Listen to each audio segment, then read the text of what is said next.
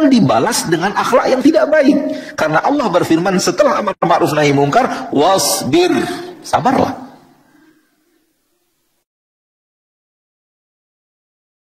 Salahan kita banyak sekarang, amar ma'ruf nahi mungkar kita lakukan, efek baliknya kita tidak siap, sehingga kita tidak sabar. Akhirnya, setelah amar ma'ruf nahi mungkar, yang kita lakukan bukan sabar, tapi gahar. Gahar, tahu kan? Paham gahar? Marah. Jadi, marahnya kita pasca amar ma'ruf nahi mungkar mencoreng amar ma'ruf nahi mungkar itu. Buruknya akhlak kita setelah kita menyampaikan amar ma'ruf nahi mungkar merusak kesucian amar ma'ruf nahi mungkar. Karena akhlak kita tidak sesuai dengan akhlak yang diajarkan Allah Tabaraka wa Ta'ala pasca amar ma'ruf nahi mungkar. Yang pertama kali paling senang di saat kita telah amar ma'ruf nahi mungkar lalu setelah itu kita emosi, syaitan.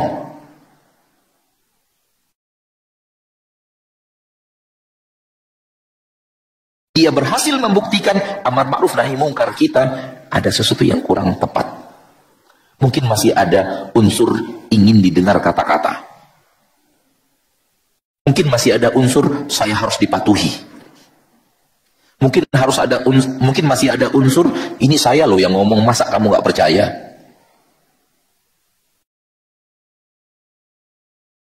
Masih ada unsur jiwa syahwat dalam amar ma'ruf nahi mungkar tadi.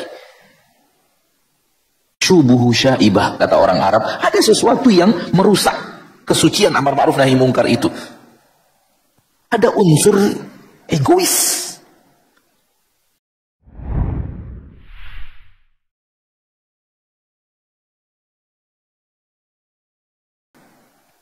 Di awal-awal wahyu yang diturunkan Allah Tabaraka wa Ta'ala kepada Rasul kita tercinta adalah surat Al-Muddathir. Turunnya setelah surat Al-Alaq. Dalamnya ada sebuah ayat yang ingin kita jadikan referensi pembicaraan kita pada subuh hari ini. Surat yang turun di awal-awal surat Al-Muddathir adalah firman Allah Tabaraka wa Ta'ala, A'udzu billahi minasyaitonir rajim. Bismillahirrahmanirrahim.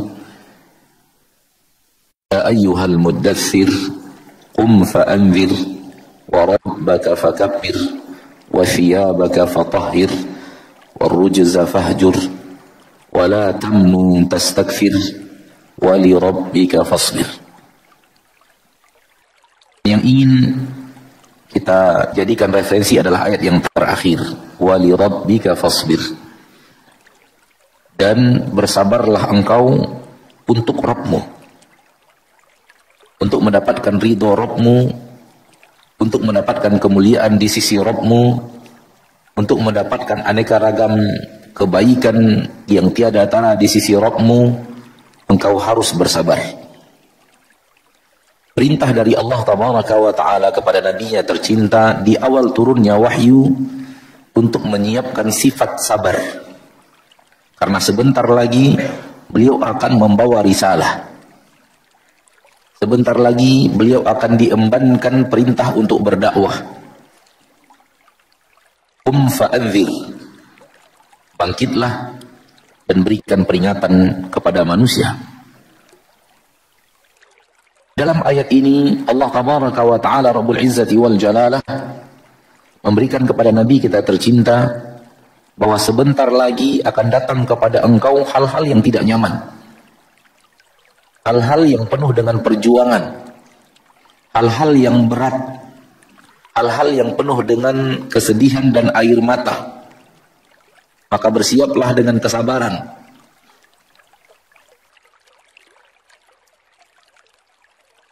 Ikhwani wa akhwati fid din, rahimani wa rahimakumullah.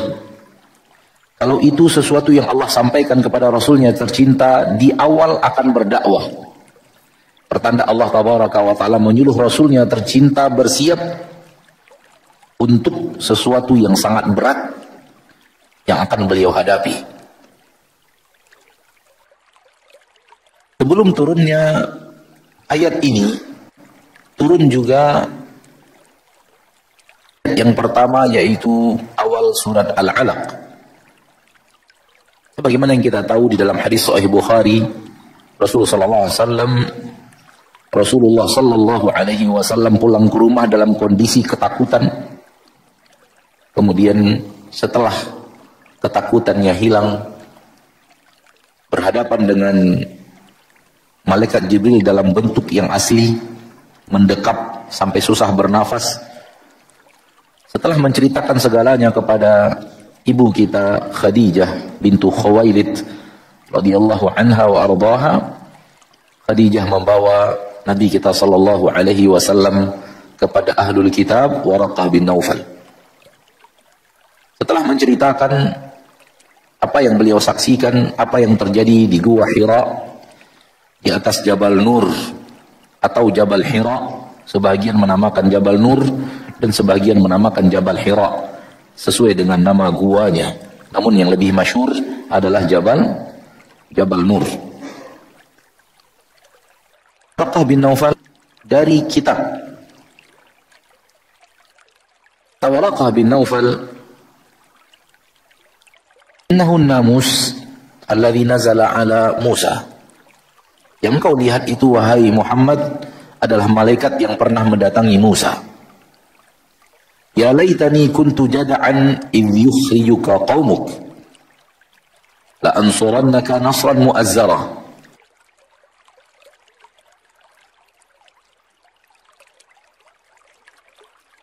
Andai aku masih kuat, andai aku masih punya tenaga yang cukup, bertemu dengan suatu hari di mana engkau akan diusir dari kampungmu ini, kaummu akan mengusirmu dari kampung ini, maka aku akan menolong engkau dengan pertolongan yang sangat hebat. Ketika Waraqah bin Naufal mengatakan itu kepada Nabi kita tercinta sallallahu alaihi wasallam, kondisi Nabi kita di puncak kemuliaan. Kondisi Rasulullah SAW di kota Mekah adalah orang yang sangat dihormati, sangat disayangi, sangat dimuliakan oleh penduduk Mekah, dibanggakan oleh penduduk Mekah kepada seluruh orang-orang di Jazirah Arab. Kami punya seorang Muhammad Al-Amin As-Sadiq yang selalu berbuat baik dan tidak dikenal berbuat salah dan tidak dikenal berbuat hal yang buruk. Dan itu kebanggaan Quraisy, ada Muhammad di tengah-tengah mereka. Itu kondisi ketika Waraqah bin Naufal mengatakan kalimat tadi, andai aku masih kuat di saat engkau akan diusir oleh kaummu. Apa yang dikatakan oleh Waraqah bin Naufal sangat bertentangan dengan kondisi dan situasi terkini. Sehingga Rasul kita tercinta sallallahu alaihi wasallam terheran dan bertanya, awa mukhrijiyahum? Apakah kaumku akan mengusir aku dari kampung ini, dari Mekah? Kondisi yang sangat terbalik 180 derajat. Sekarang lagi dimuliakan, puncaknya kemuliaan. Sekarang lagi dibanggakan, sekarang betul-betul sangat dihormati, sangat disegani. Seluruh penduduk Quraisy, penduduk Mekah, orang Quraisy, termasuk orang-orang yang punya derajat tinggi, kekayaan luar biasa, hormat dengan Nabi kita Muhammad sallallahu alaihi wasallam. Namun kenapa Waraqah bin Naufal tiba-tiba mengatakan suatu saat kau akan diusir oleh kaummu dari negeri ini? Bukankah itu pertanda bahwa mereka benci? Pertanda bahwa mereka tidak suka? Pertanda bahwa mereka akan marah? Pertanda bahwa mereka akan melakukan aksi yang sangat berbeda dengan apa yang terjadi sekarang. Sehingga Nabi kita sallallahu alaihi wasallam bertanya pertanyaan keheran-heranan, awa mukhrijiyahum? Apakah mereka akan mengusirku? Dengarkan perkataan Waraqah bin Naufal. Ya. La ya'ti rajulun bimithli ma ji'ta bihi illa 'udi. Tidak akan ada seorang lelaki membawa seperti apa yang engkau bawa, melainkan dia pasti dimusuhi. Hadis sahih riwayat Imam Al-Bukhari. Setelah kejadian itulah turun firman Allah tabaraka wa ta'ala, "Qum fa'anzir wa li rabbika fasbir." Bangkitlah, tebarkan dakwah, sampaikan risalah, tebarkan agama Allah, suarakan kebenaran, nasihati yang salah, ingatkan orang-orang yang keliru dari jalan yang benar, seru manusia kepada kebaikan, larang dari mereka daripada keburukan. Namun bersabarlah. Ada apa? Setelah disuruh Nabi kita untuk amar ma'ruf nahi mungkar, disuruh bersabar. Karena amar ma'ruf nahi mungkar memiliki konsekuensi dimusuhi. Memiliki konsekuensi orang akan marah. Memiliki konsekuensi orang akan melakukan aksi yang tidak disukai oleh orang yang ma'ruf nahi mungkar. Apabila amar ma'ruf nahi mungkarnya benar-benar diletakkan di posisi yang benar. Oleh karena itu, di dalam Al-Quranul Karim, surat Luqman, di antara nasihat Luqmanul Hakim kepada anaknya, wa'mur bil ma'rufi wanha 'anil munkari wasbir 'ala ma asabak. Ajak manusia kepada hal yang ma'ruf, larang mereka daripada yang munkar. Lihat, langsung setelah Luqmanul Hakim menasihati anaknya untuk menjadi orang-orang yang beramar ma'ruf nahi mungkar, nasihat berikutnya langsung bersabarlah. Kenapa? Karena amar ma'ruf nahi mungkar apabila ditegakkan pada posisinya yang benar, hak tetap dikatakan hak, mungkar tetap dikatakan mungkar, batil tetap dikatakan batil, walau dengan bahasa selembut apapun, walau dengan akhlak selembut apapun, walau dengan tutur kata sehalus apapun, tetap saja orang yang dilarang daripada yang mungkar yang dia sedang kerjakan akan marah, akan tersinggung, akan benci, akan memusuhi, akan. Oleh karena itu sangat pas setelah nasihat amar ma'ruf nahi mungkar, nasihat berikutnya bersabarlah. Wasbir, dan bersabarlah, ala ma asabak, atas sesuatu yang pasti akan menimpamu pasca engkau melakukan amar ma'ruf nahi mungkar. Dan di dalam Al-Quran, di dalam ayat yang ana yakin semua kita hafal, yaitu surat Al-Asr, Allah tabaraka wa ta'ala berfirman, wa tawasaw bil haqqi wa tawasaw bis sabri. Sifat orang-orang yang dicintai Allah yang tidak akan merugi, yaitu orang-orang yang akan beruntung iman dan amal saleh, kemudian mereka tawasau bil haq.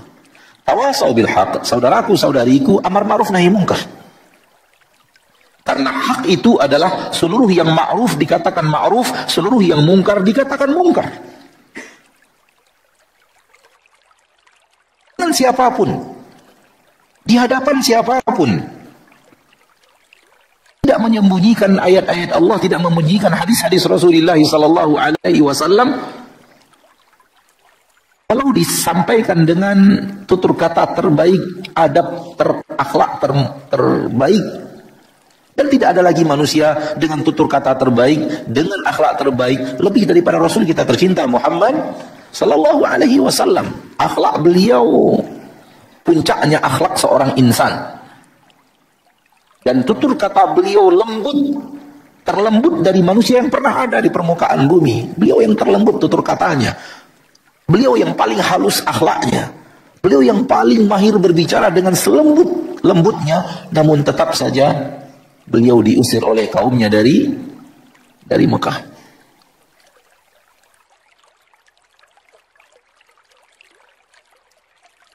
Watawasau bil haq akan mendatangkan hal-hal yang rumit setelahnya. Hal yang mendatangkan hal-hal yang tidak nyaman setelahnya. Oleh karena itu, setelah watawasau bil haq ada watawasau bis sabr. Masyarul muslimin wal muslimat rahimani wa rahimakumullah. Banyak orang di zaman kita sekarang ingin menegakkan amar ma'ruf nahi mungkar, namun tidak siap untuk berhadapan dengan apa yang terjadi setelah amar ma'ruf nahi mungkar itu.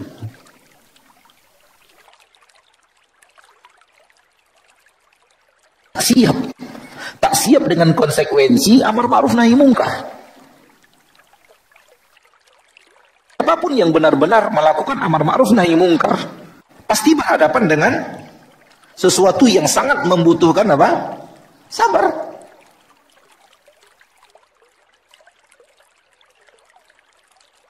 Dan perintah sabar datang setelah perintah amar ma'ruf nahi mungkar.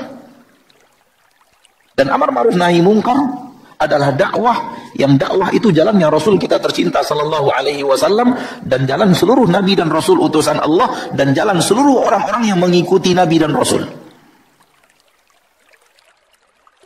Hadhihi sabili ad'u ila Allah ala basiratin ana wa man ittaba'ani. Katakan, inilah jalanku. Ad'u ila Allah, aku berdakwah ke jalan Allah, beramar ma'ruf bernahi mungkar, menerangkan yang hak adalah hak, yang batil adalah batil, dengan dalil-dalilnya, dengan bahasa terbaik, dengan akhlak terbaik, dengan tutur kata terbaik. Ana wa man ittaba'ani, aku dan siapapun yang mengikuti aku. Perintahkan oleh Nabi sallallahu alaihi wasallam oleh Allah tabaraka wa taala untuk mengatakan itu. Hadhihi sabili ad'u ila Allah ala basiratin ana wa man ittaba'ani. Aku dan siapapun yang mengikuti aku. Maka siapapun yang berdakwah mengikuti dakwah Rasul kita tercinta sallallahu alaihi wasallam, siap-siap konsekuensi berdakwah. Dakwah itu apakah milik para ustadz saja? Dakwah itu adalah apakah milik para ulama saja? Jawabannya tidak. Dakwah itu adalah kewajiban siapapun yang tahu kebenaran dengan dalilnya. Rasul kita sallallahu alaihi wasallam selalu setiap menyampaikan agama kepada para sahabat, memerintahkan para sahabat menyambung apa yang beliau katakan kepada yang tidak hadir. Itu adalah dakwah. Menyambung apa yang dikatakan Rasulullah sallallahu alaihi wasallam untuk disampaikan kepada orang yang tadi tidak mendengarkan. Liyuballigha syahid minkumul ghaib. Yang hadir pada hari ini mendengar saya berbicara, sampaikan kepada yang tidak hadir. Ini adalah dakwah. Namun dakwah di atas ilmu yang hak. Para sahabat telah mendengarnya langsung dari Rasul kita tercinta sallallahu alaihi wasallam, sehingga tidak ada keraguan akan kebenarannya. Setelah benar-benar ini adalah kebenaran, maka diwajibkan untuk sampaikan lagi. Jangan berhenti pada diri kita, jangan stop pada dirimu. Allah ingin hujahnya tegak di permukaan bumi. Dengan cara apa? Semua yang tahu yang benar, bicarakan kepada orang lain, sampaikan kepada orang yang lain. Maka antum juga adalah duat, orang yang mengajak ke jalan Allah tabaraka wa ta'ala sesuai dengan ilmu kebenaran yang telah antum ketahui. Itu antum lakukan. Banyak ikhwan, akhwat yang hadir di pengajian, yang sudah mulai dicondongkan hatinya oleh Allah tabaraka wa ta'ala kepada ilmu, dan kemudian duduk di majelis ilmu, membaca buku-buku, terjemahan-terjemahan dari para ulama, karangan-karangan para ustadz yang mengajak kepada Al-Quran dan Sunnah sesuai dengan dalil-dalil yang ada di atas pemahaman salafus saleh. Bukankah antum mulai berdakwah? Mulai menasihati istri, mulai menasihati anak, mulai menasihati saudara, mulai menasihati orang tua, mulai menasihati rekan kerja, mulai ceramah di aneka ragam media sosial. Dan kapasitas masing-masing. Dan semuanya mendapatkan apa yang dikatakan oleh Waraqah bin Naufal yang diriwayatkan oleh Imam Bukhari dan Muslim. Yang diriwayatkan oleh Imam Bukhari yang tadi kita bacakan. La ya'ti rajulun bimithli ma ji'ta bihi illa udi. Tidak ada lelaki yang datang membawa seperti yang engkau bawa, melainkan akan dimusuhi. Ya atau tidak? Permasalahan yang sering kerap kali terjadi adalah kita menyampaikan kebenaran, namun kita tidak siap dengan konsekuensi efek balik. Khifiddin. Kalau antum siap untuk amar ma'ruf nahi mungkar, siapkan juga efek baliknya.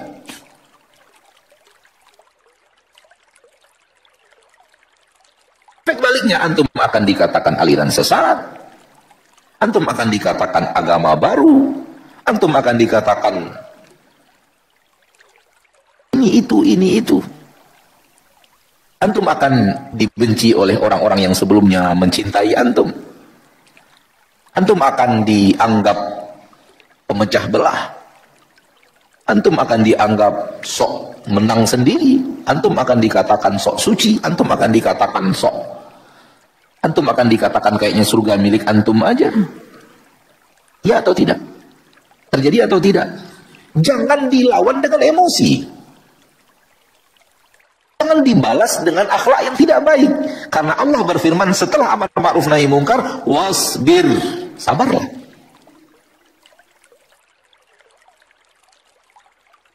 Kesalahan kita banyak sekarang, amar ma'ruf nahi mungkar kita lakukan, efek baliknya kita tidak siap, sehingga kita tidak sabar. Akhirnya, setelah amar ma'ruf nahi mungkar, yang kita lakukan bukan sabar, tapi gahar. Gahar, tahu? Paham gahar? Marah.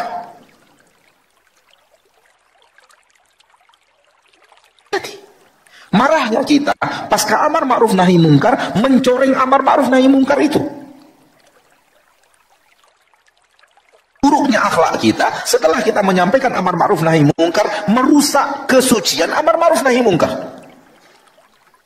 Karena akhlak kita tidak sesuai dengan akhlak yang diajarkan Allah Tabaraka wa Ta'ala pasca amar ma'ruf nahi mungkar. Yang pertama kali paling senang di saat kita telah amar ma'ruf nahi mungkar lalu setelah itu kita emosi, syaitan.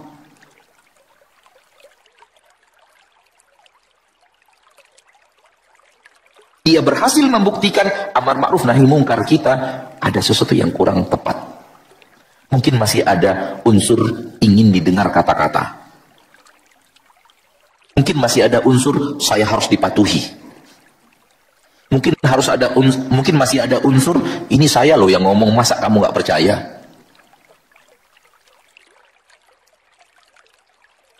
Masih ada unsur jiwa syahwat dalam amar ma'ruf nahi mungkar tadi.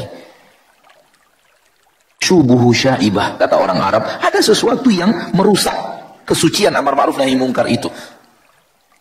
Ada unsur egois,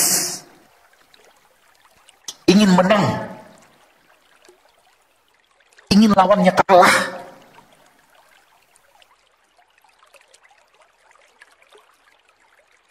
Hingga akhirnya apa? Ketika unsur itu ada, ternyata orang yang kita lakukan kepadanya amar ma'ruf nahi mungkar, kita nasihat tidak terima, kita pun mencak-mencak. Apatah lagi di saat kita pada posisi yang tinggi, yang dinasihati posisi di bawah, ayah ke anak, suami ke istri, atasan kepada bawahan, majikan kepada pembantu, guru kepada murid. Apatah lagi dalam posisi seperti itu. Bahkan sampai kepada hal yang lebih dahsyat, anak marah ke orang tua. Padahal posisi anak di bawah, orang tuanya di atas. Istri kepada suami. Padahal secara posisi syariat, istri di bawah, suami yang pemimpin. Ini semakin menunjukkan bahwa amar ma'ruf nahi mungkarnya ada sesuatu yang tidak benar masuk di dalamnya, sehingga yang terjadi setelahnya adalah emosi, bukan sabar. Ini saudaraku, saudariku kaum muslimin dan muslimat, kalau kita ingin mengikuti Nabi kita tercinta, ad'u ilallahi ala basiratin ana wa man ittaba'ani, siap-siaplah untuk setelah mengetahui kebenaran menyampaikannya dan bersabar atas sesuatu yang akan datang pasti pasca kita berani menyuarakan kebenaran tentang yang hak kita katakan hak, yang benar kita katakan benar, dengan tutur kata yang baik, dengan tutur kata yang baik, dengan akhlak yang baik, dengan lemah lembut. Maka arifhu fi syai'in illa zanah, tidak ada kelemah lembutan ada pada suatu perkara melainkan akan menghiasi menjadi indah perkara tersebut. Lakukan amar ma'ruf nahi mungkar dengan lemah lembut, namun ingat akan ada efek balik setelahnya yang membuat engkau harus bersiap untuk menghadapinya dengan sabar. Ini yang sering tidak,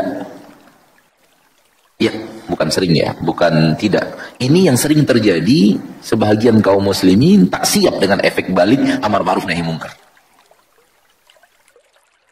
Ya akhirnya ketika ada ada hal yang tadi, kata-kata yang tidak bijak dari orang yang dinasihati, perlawanan dari orang yang dinasihati, yang ada adalah kemudian tidak sabar, yang ada adalah kemudian emosi, dan yang ada setelah itu ngeluh-ngeluh sampai ngadu-ngadu ke ustadz. Ustadz, setelah saya berusaha menasihati keluarga saya dimusuhi keluarga besar saya. Ustadz juga demikian. Bukan antum aja, ustadz lebih dulu dapat itu dibanding antum. Hah? Antum kira ketika antum melakukan itu hanya antum saja yang sama? Kalau antum nggak curhat kepada sahabat antum, saudara antum, rekan kerja antum, sama kok, sama. Nggak perlu curhat, hadapi dengan sabar, karena memang jalan ke surga begitu. Huffatin naru bisyahawat wa huffatil jannatu bil makarih, huffatil jannatu bil makarih wa huffatin naru bisyahawat. Hadis yang sahih Imam Bukhari dan Muslim.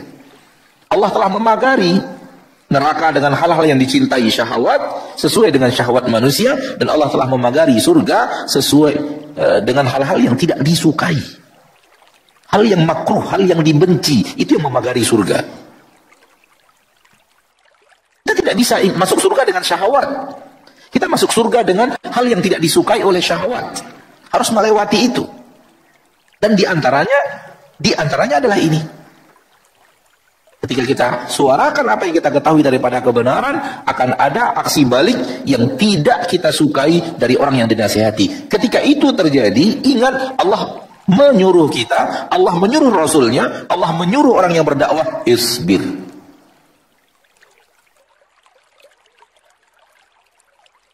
Sabarlah.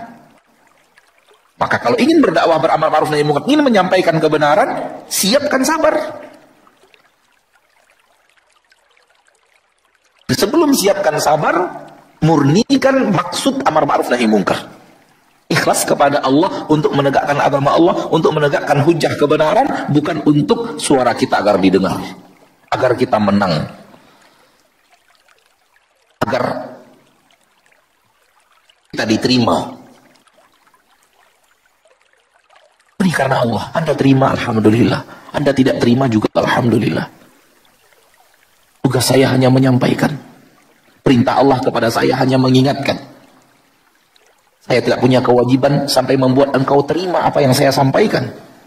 Namun kewajiban saya menyampaikan yang hak adalah hak, yang batil adalah batil, dengan lemah lembut. Anda terima, alhamdulillah. Anda tidak terima juga, alhamdulillah. Anda sudah menyampaikan apa yang harusnya Anda sampaikan.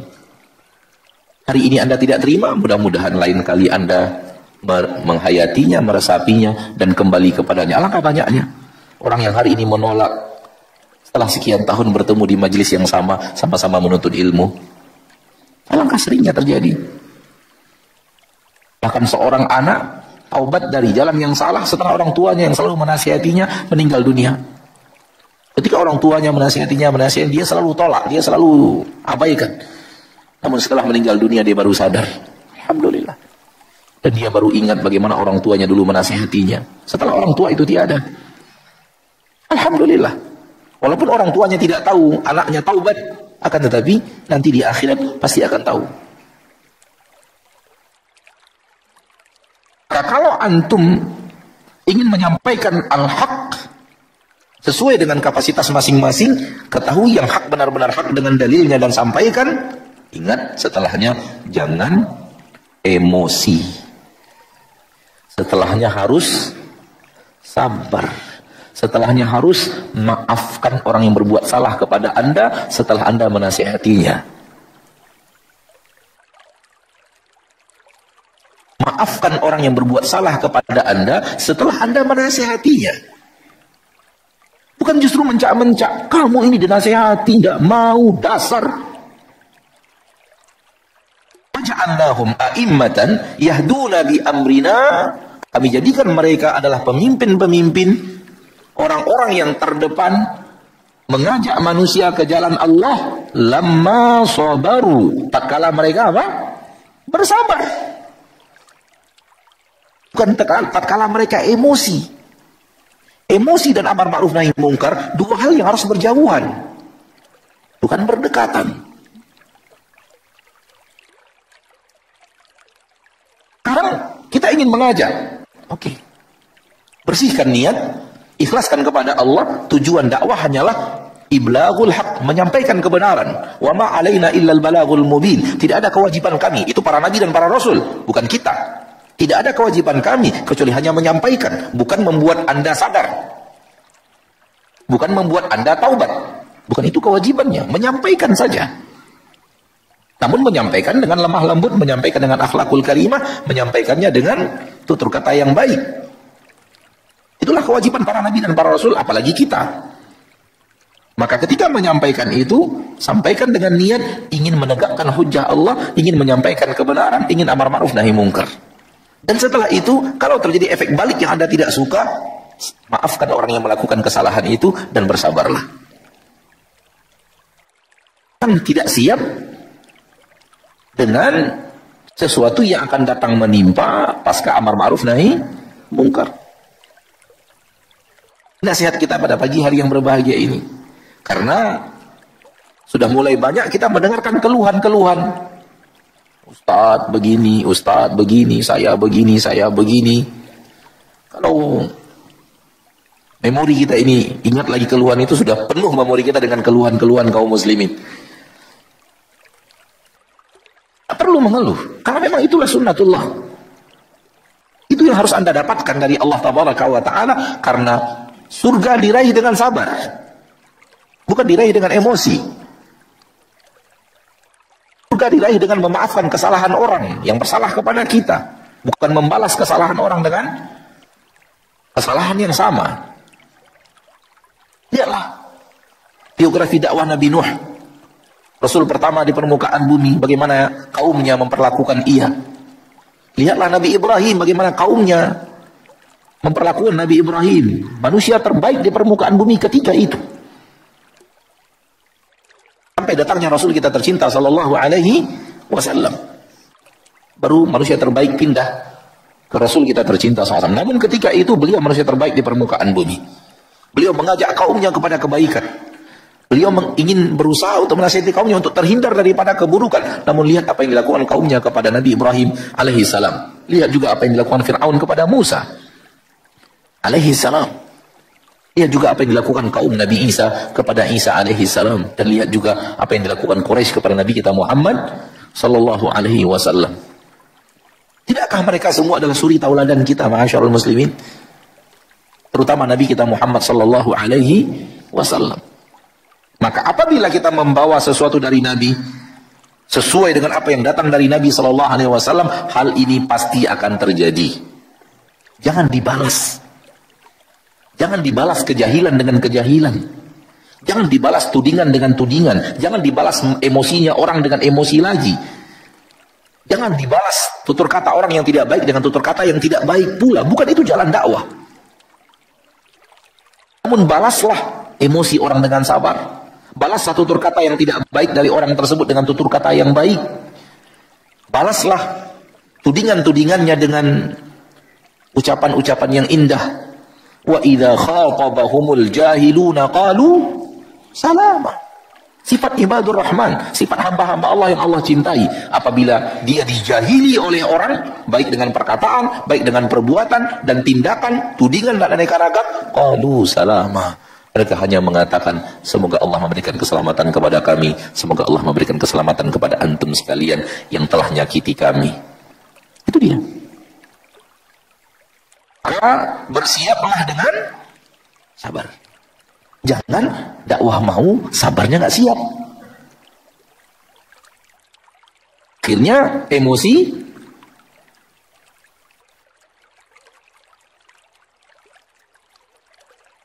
Ingat satu kata dari ana, mudah-mudahan bermanfaat. Wa ja'alnahum a'immatan yahduna bi amrina lamma sabaru. Tatkala mereka bersabar, bukan tatkala mereka apa? Emosi. Sama bagi orang tua yang telah mendidik anaknya di atas maksiat, memfasilitasi anaknya di atas maksiat bertahun-tahun, Dan dia mengajarkan maksiat kepada anaknya itu dengan penuh kasih sayang. Sekarang orang tua itu telah mengenal sunnah Rasul. Dan dia ingin melakukan hal yang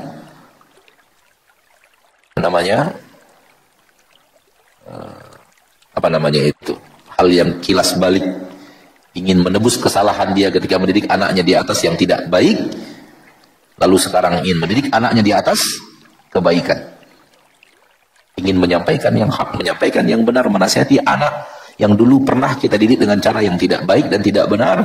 Sekarang kita ingin mengajarkan yang baik dan menasihati yang benar kepada anak kita. Ingat, hati-hati. Dulu antum mengajak anak kepada maksiat penuh dengan kasih sayang. Harusnya sekarang mengajak mereka kepada yang benar dengan kasih sayang yang lebih dari yang dulu. Jangan sampai dulu mengajak anak kepada maksiat dengan kasih sayang, sekarang mengajak anak kepada ketaatan dengan emosi. Makin antum emosi, semakin syaitan punya peluang yang sangat besar untuk mengatakan kepada anak Anda, tuh lihat, ayahmu benar-benar sesat. Dulu dia sayang banget sama kamu, sekarang dia benci banget sama kamu. Itu kepada anak. Sementara kepada kita, syaitan lain lagi bicaranya. Ayo marah, ayo emosi. Engkau adalah orang yang berjihad di jalan Allah. Engkau orang beramar ma'ruf nahi munkar. Allahu Akbar. Marah lagi, marah lagi, marah lagi. Kita digoda, anak kita juga digoda. Kita diperosokkan kepada, kita dilencengkan kepada jalan yang tidak sesuai dengan apa yang Allah ajarkan. Dan anak kita juga digoda untuk mengatakan bahwa ini membuktikan ayahmu sudah aliran sesat, ibumu sudah aliran sesat. Namun apabila mengajaknya lebih kasih, lebih sayang, lebih lembut dari sebelumnya, si anak akan berkata, dulu ayahku tidak selembut ini. Setelah dia mulai cingkrangan, setelah dia mulai jenggotan, setelah ibuku mulai berjubah dan berjilbab panjang, akhlaknya jauh lebih lembut daripada dahulu. Sepertinya gurunya benar. Nah, itu guru yang akan dipuji. Sepertinya aliran agamanya benar. Itu yang kita harapkan, sehingga syaitan mati kutu. Jangan ajakannya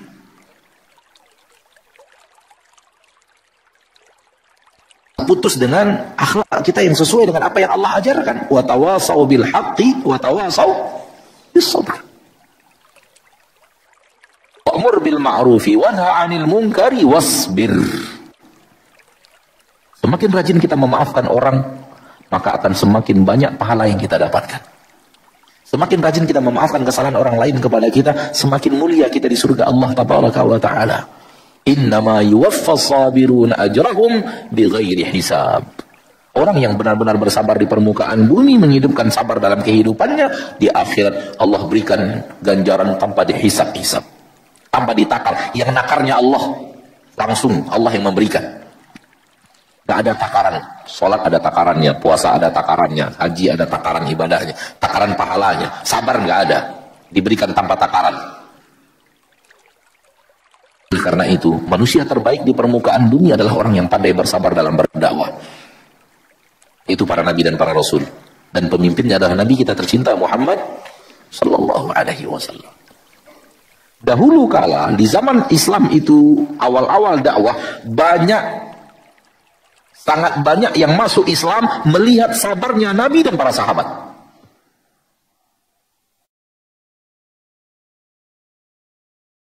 Justru akhlak sabarnya Nabi dan para sahabat yang dituding, yang dicaci, yang dimaki, yang difitnah, yang diazab, tidak melawan.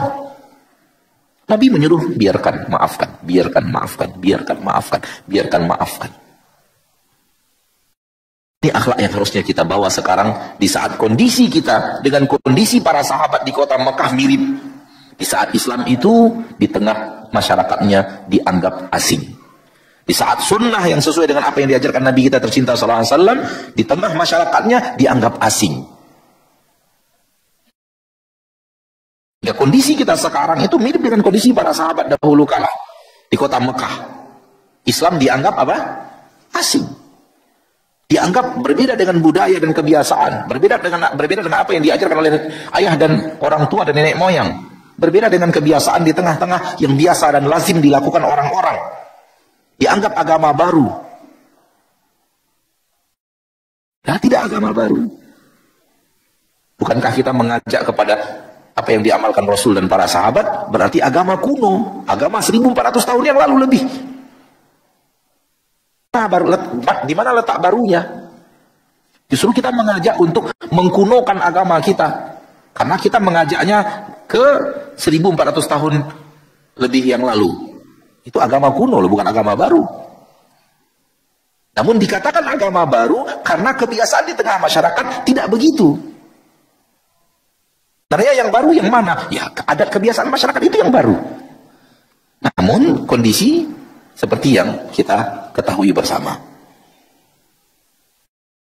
Intinya adalah, kalau kita ingin mengajak kepada kebaikan, mengajak manusia kepada yang hak, siapkah kita dengan sabar? Siapkah kita untuk berhadapan dengan aneka ragam hal yang tidak akan enak, tidak akan nyaman, mengundang emosi, mengundang amarah? Siapkah kita dengan aneka ragam kelakuan balik atau efek balik daripada hal tersebut? Sampai tidak siapnya kita membuat agama ini tercoreng, dakwah itu tercoreng. Bisa Anda sampaikan pada kesempatan yang berbahagia ini, pada kesempatan subuh yang berbahagia ini, semoga Allah Tabaraka wa Ta'ala Rabbul Izzati wal Jalalah memberikan kepada kita pemahaman dalam bab ini dan pengamalannya. Karena pengamalan bermula dari pemahaman. Ketika pemahamannya sudah benar, mudah-mudahan perlahan tapi pasti kita bisa mengamalkannya. Anda berharap semua yang langsung mendengarkan kajian kali ini jangan pernah ngeluh lagi kepada teman, jangan pernah ngeluh lagi kepada ustadz. Kasihan ustadz itu tempat keluhan orang.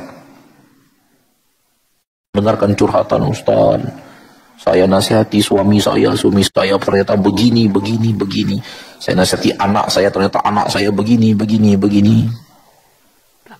Memang itulah hal yang Allah wujudkan agar Anda di surga semakin tinggi kalau Anda bisa berhadapan dengannya. Maka jadikan itu ladang emas untuk mendekatkan diri kepada Allah dan mendapatkan derajat yang tinggi di surga Allah Tabaraka wa Ta'ala. Amin ya Rabbal Alamin.